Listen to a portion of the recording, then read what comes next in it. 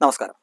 മനുഷ്യന്റെ ചോരയാണെന്ന് തിരിച്ചറിയുമ്പോഴാണ് ഈ മഹാപാതകളെ, ഈ വഞ്ചകന്മാരെ, ഇവന് വൈകി കഴുകന്മാരെ, മനുഷ്യ ശരീരം കുത്തിവലിക്കാൻ ഒരു മടിയുമില്ലാത്ത ഈ കഴുകന്മാരെ ഈ തെരഞ്ഞെടുപ്പിൽ മര്യാദ പഠിപ്പിക്കേണ്ടത് മനുഷ്യകുലത്തിൽ പിറന്ന നമ്മുടെ ഉത്തരവാദിത്തമാണ് തിരിച്ചറിഞ്ഞ കോൺഗ്രസിനെ കൈകാര്യം ചെയ്യുന്ന തെരഞ്ഞെടുപ്പായി ഈ തെരഞ്ഞെടുപ്പിനെ മാത്രമല്ല ഞാൻ നിങ്ങളോട് അഭ്യർത്ഥിക്കുകയാണ്.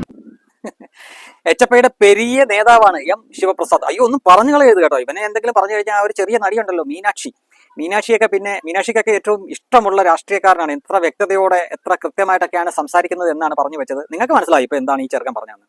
ഇത് സംഖ്യകൾക്കെതിരെയല്ല കേട്ടോ. ചിറയൻകീഴ് എന്ന് പറഞ്ഞ മണ്ഡലത്തിൽ കഴിഞ്ഞ ദിവസം പ്രിയങ്ക ഗാന്ധി വന്നിട്ട് ഇവർക്കെതിരെ എന്തൊക്കെ പറഞ്ഞായിരുന്നു. പ്രിയങ്ക ഗാന്ധിക്കെതിരെ ആഞ്ഞടിക്കുന്ന ദൃശ്യമാണ് നിങ്ങൾ കണ്ടത്. അവന്റെ പെടലി ഞരമ്പൊക്കെ ഇങ്ങനെ വലിഞ്ഞു പൊട്ടാറായി നിൽക്കുകയാണ്. ഇപ്പോൾ മാധ്യമപ്രവർത്തകരൊക്കെ പറയുന്നത് ഈ ചെറുക്കന്റെ മുന്നിൽ കൊണ്ട് മയക്കി കൊണ്ട് നിർത്താൻ പറ്റത്തില്ല, മൈക്ക് പെയിന്റ് അടിച്ച പോലെയാണെന്ന് പറയുന്നത്. ഇവൻ സംസാരിച്ചു കഴിയുമ്പോൾ ഇവന്റെ ഉള്ളിൽ നിന്ന് വരുന്ന ഈ വികാര വിസ്ഫോടനങ്ങൾ സ്പ്രേ ആയിട്ട് തെറിക്കുകയാണ്. അതുകൊണ്ട് അവന്റെ ഫ്രണ്ടിലൊന്നും മൈക്ക് കൊണ്ട് വെക്കാൻ പറ്റത്തില്ല. ഏതാണ്ട് നമ്മുടെ ചെസ് സിനിമയിലെ ദിലീപിന്റെ ഈ മുഖം കണ്ടോ, ഇതേ അവസ്ഥയിലാണ് അത്രേ മാധ്യമപ്രവർത്തകരുടെ അവസ്ഥ എന്നാണ്. ഞാൻ സാധാരണ ഇത്തരം കേസുകൾ എടുക്കാത്തതാണ്, പക്ഷെ പറയാതിരിക്കാൻ പറ്റില്ല. ഇത് 2026 എത്ര ശാന്തമായിട്ട് നിങ്ങൾക്ക് കാര്യങ്ങൾ പറയാം. ഇത്തവണ നിങ്ങളൊരു കാര്യം ശ്രദ്ധിച്ചോ, SFI DYFI നേതാക്കൾക്കൊന്നും CPM ഒറ്റ സീറ്റും കൊടുത്തില്ല മത്സരിക്കാൻ. ജയിക്കനുണ്ടോ? റഹീമിനുണ്ടോ? ആകപ്പാടെ റിയാസിനെ SFIക്കാരനോ DYFIക്കാരനായിട്ടൊന്നും കൂട്ടാൻ പറ്റത്തില്ല. ആ പ്രായമൊക്കെ കഴിഞ്ഞു പോയി. ആഷോയ്ക്ക് കൊടുത്തോ? ചിന്താ ജെറോമിന് കൊടുത്തോ? കാരണം മാറിയ കാലത്ത് ജനങ്ങൾക്കറിയാം ഇവരൊക്കെ വേസ്റ്റ് ആണെന്നറിയാം. പണ്ടൊക്കെ ഇങ്ങനെ കടന്നുകൊണ്ട് ഈ തൊണ്ട പൊട്ടി ഞരമ്പ് പടപ്പിച്ച് എന്തെങ്കിലുമൊക്കെ കാക്കരി പോക്കരിയൊക്കെ പറഞ്ഞു കഴിഞ്ഞാൽ എന്തെങ്കിലുമൊക്കെ സ്ഥാനം കിട്ടുമായിരുന്നു. പക്ഷേ ഈ 2026 കാലത്ത് നിങ്ങൾക്ക് എന്തെങ്കിലും പറയാനുണ്ടെങ്കിൽ മര്യാദയ്ക്കിരുന്ന് പറയാം. ഇവനെന്തോ നീ കാണിക്കുന്നത്? ഇവനങ്ങ് തൊണ്ട പൊട്ടിച്ചേക്കുകയാണ്. പ്രിയങ്ക ഗാന്ധിക്കെതിരെയാണ്. അവൻ എല്ലാവർക്കും എതിരെ അങ്ങനെ തന്നെയാണ്. ഇങ്ങനെയൊക്കെ പറഞ്ഞു കഴിഞ്ഞാൽ ഇവരുടെ വിചാരം എന്താണ്? ആളുകൾക്ക് ഭയങ്കരമായിട്ട് ഇഷ്ടപ്പെടുമെന്നാണോ? ഇവന്റെ ഫ്രണ്ടിൽ പോയി നിൽക്കാൻ പറ്റത്തില്ലെന്ന്. മൊത്തം ഇങ്ങനെ സ്പ്രേ ആണ്. സ്പ്രേ പെയിന്റുകാരുടെയൊക്കെ ജോലിയൊക്കെ തെറിപ്പിക്കുന്ന ലക്ഷണമാണ്. അവരിങ്ങനെ ആണെങ്കിൽ വേറെ എന്തെങ്കിലും പണി ചെയ്യേണ്ടി വരും. ഇത് ഞാൻ പറയുന്നതല്ല കേട്ടോ. ഇത് സോഷ്യൽ മീഡിയ ഇവനെ ഏറിക്കയറ്റിക്കൊണ്ടിരിക്കുകയാണ് ഈ ചെറുക്കന്റെ കോപ്രായം കാരണം. അല്ല, പുതിയ ജെൻസി പിള്ളേരുടെ അവസ്ഥ ഒന്ന് ആലോചിച്ച് നോക്കിയാൽ. ഇതുപോലെ കാണിക്കുന്ന കോപ്രായം കാണിക്കുന്നതിനെയൊക്കെയാണ് സെലിബ്രിറ്റി കിഡ്സ് ആയിട്ടുള്ള ആളുകൾക്ക് വരെ വലിയ ഇഷ്ടം.